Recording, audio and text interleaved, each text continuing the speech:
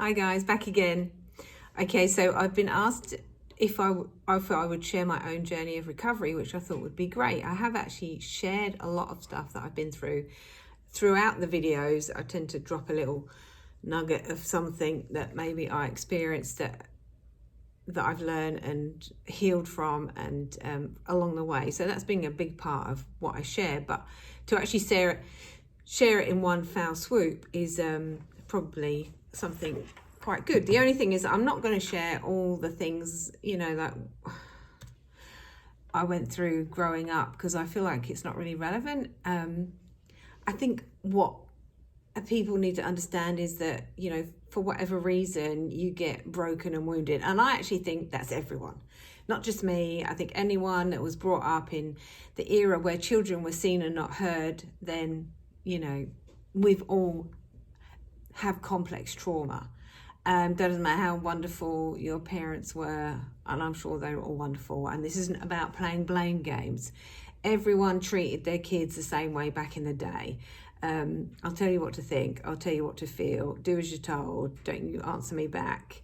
Don't question my authority. So we were very much brought up, many of us, up until not that long ago, by a very authoritarian kind of parenting, where, we were basically kind of owned and not really respected. If we went home and I said, something happened at school, then, well, what did you do? And we wouldn't have been believed. That's why people didn't speak up about their trauma and the abuse, because children were not trusted or believed or, really heard at all. So needless to say, I grew up deeply wounded, insecure, inferior, anxiety, low self-worth. But I wasn't, because I had issues with anger, I think I was more aggressive than depressed. Because I could always shout or yell. I was a chronic people pleaser, but I had a few situations where someone, tried to do, and I just got really angry and shouted, and that saved me. That's why I think actually anger is the healthiest emotion to have, because, if I'd gone into fear and coward, they probably would have, got away with doing things that weren't good for me. So actually, I never thought anger was a real problem, because I felt like it protected me and saved me and looked after me. And so if I was really pushed up into the corner, and it would take a lot for me to get there, don't get me wrong, I wasn't just yelling all over the place for no apparent reason. I was quite long suffering, I think. But anyway, I think there is a sort of impact that left me feeling very helpless. I couldn't, ineffective, impotent. I can't do anything. That would be my catch cry. So yeah, I was in a lot of pain, and I felt a lot of pain growing. I felt like my heart was hurting for a long time through my childhood. And there, don't get me wrong, there were happy moments in there, but I think when you have a lot of resentment or anger towards people, it's like all you see is the negative. And for me, when I looked back on my past, all I could see was the negative. I never saw the good stuff at all, because I was holding a lot of pain and my head could just see that. It was kind of a bit like a narrow vision of the past, that I wouldn't see all of it because I was holding on to the pain of it. And so I met my husband at 23. I think that was I'd had a few relationships prior to that where those people had chosen me as opposed to me had chosen them. And so I just kind of went along. It was a bit of a default to go out with these people. And the first one, he worked overseas and he actually died in an accident. So that was pretty tragic. That was a real interesting experience, because it really woke me up, and no one had ever died in my family. And no one really knew how to deal with grief, didn't really know what to do with me. It was kind of a weird situation, and I don't blame anyone or anything. It was just the way it was. But, I didn't know what to do with that, so I just buried it for a long time. so there was that. Then the second relationship, he chose me, which was a bit weird, but anyway, he really love bombed me, and that turned into a codependent relationship where I actually felt quite addicted to him, because he was very, when people love bomb you, you really get off on the feeling of being loved, desired, wanted, idolized in a way. And that's what I'd never felt that way. No one had ever looked at me like that and said those things. So I fell for that hook, line, and sinker. And that was a couple of years of a lot of pain, but it was interesting when I look back. At the time it wasn't, but at the looking back, I'm like, wow, that was such a fascinating experience, because I, as that relationship progressed, I turned into someone I really didn't like, like jealous, very anxious, insecure. I mean, I really had an impact on my well-being.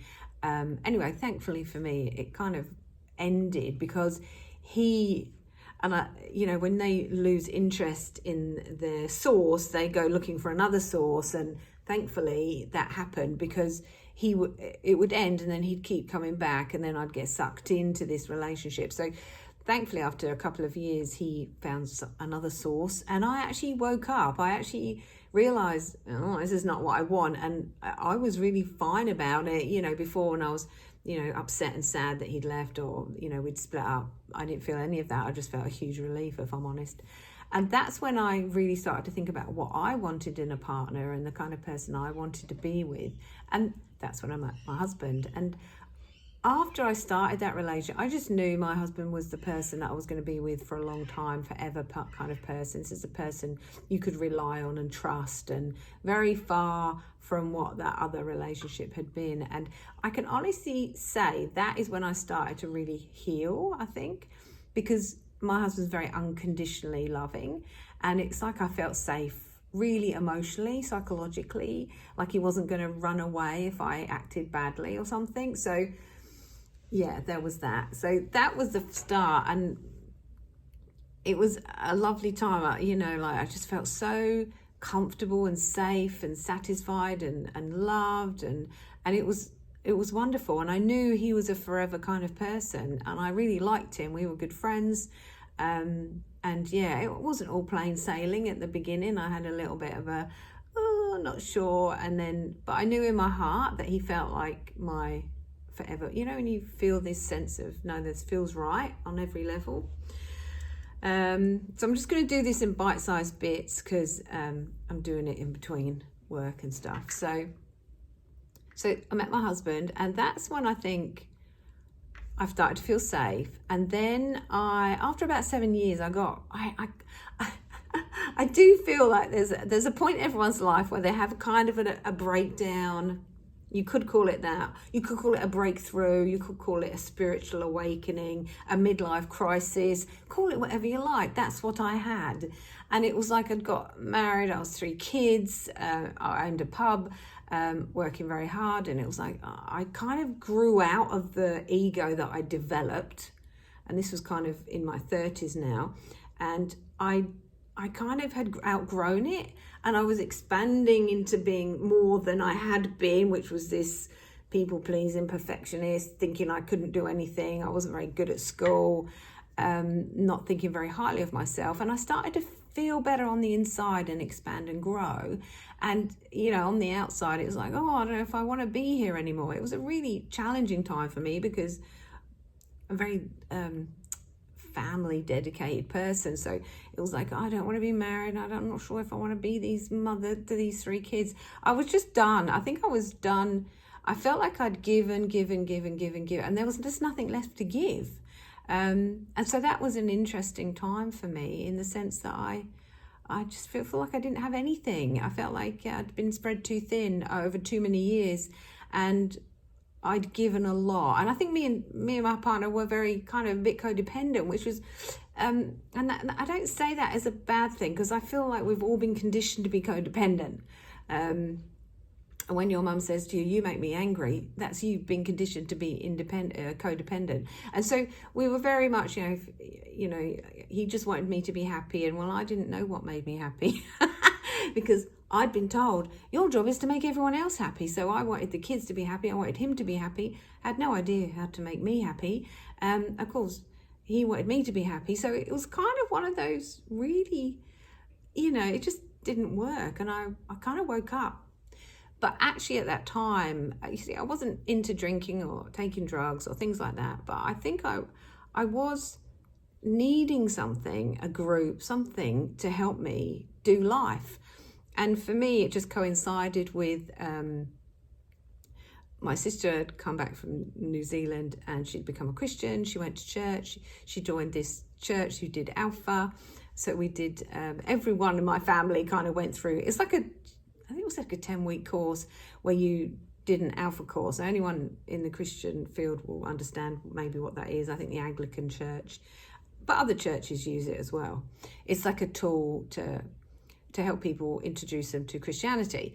And there was a very lovely man, what was his name? Anyway, Luke. And he actually took the course and he talked to us. He was an evangelist. And I can honestly say it happened right at the right moment that I needed it. It was like going to I imagine an NA or an AA group meeting where you kind of go, I surrender. And that's exactly what I did. It was like, I'm not doing a very good job of running my life. And if I keep going, I'm going to lose my husband, my family, my business. And it was such an excruciating, painful time for me. I wasn't sure if I was going to make it. So it just so happened that this course started. And basically, I just handed it over to something bigger than me, my higher power. It was just like, you know what? We call it God. And I know a lot of people get triggered by that word. Source, call it whatever you want. Something bigger than me, something higher than me, a higher power. I'm like, I'm not really doing that well, running my own life. So I'm going to hand it over to you, whoever you are, and you can run the show. And quite miraculously, things started to happen. Because I'd actually walked out and said I went and stayed at my mum's house for a few weeks because I just needed to get away. I was just worn out. I was done, being conditioned to be a people pleaser. It's like my job is to please everybody, but I didn't know how to please me. I didn't know how to fill my own cup, as I say now. And you can't give out of an empty cup. That's when you really start to burn yourself out. And I had been given out of that empty cup for a long time. So I think I was just weary, worn out, burnt out from working, trying to make everyone happy. And so this was a profound moment in my life where, this other higher power said, okay, you hand over the reins and I'll take control. And that's what happened. And that, I can honestly say, changed my whole life. And absolutely put me back on track because a little voice spoke to me and said to me, you need to go back and trust me. And I thought, well, this voice it was a very strange experience. It came from outside of me. It wasn't inside of me. And I'd kind of handed over my power to this higher power and then it started speaking to me. And I just knew it spoke. It didn't speak to my head. It spoke to my head. It spoke to my heart. And I just knew I had to go back and trust him, or whoever that is, the higher power. We call it him, could be her. I'm sure they're gender neutral.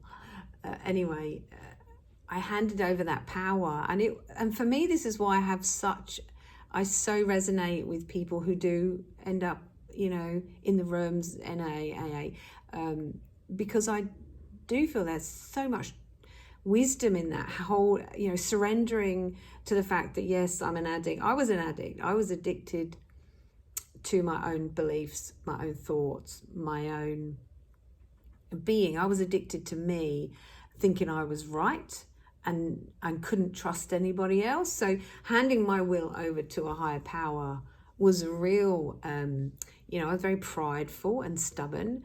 And so for me, I often say I had to be on my knees before I looked up and at something bigger than me. So it was the catalyst for everything.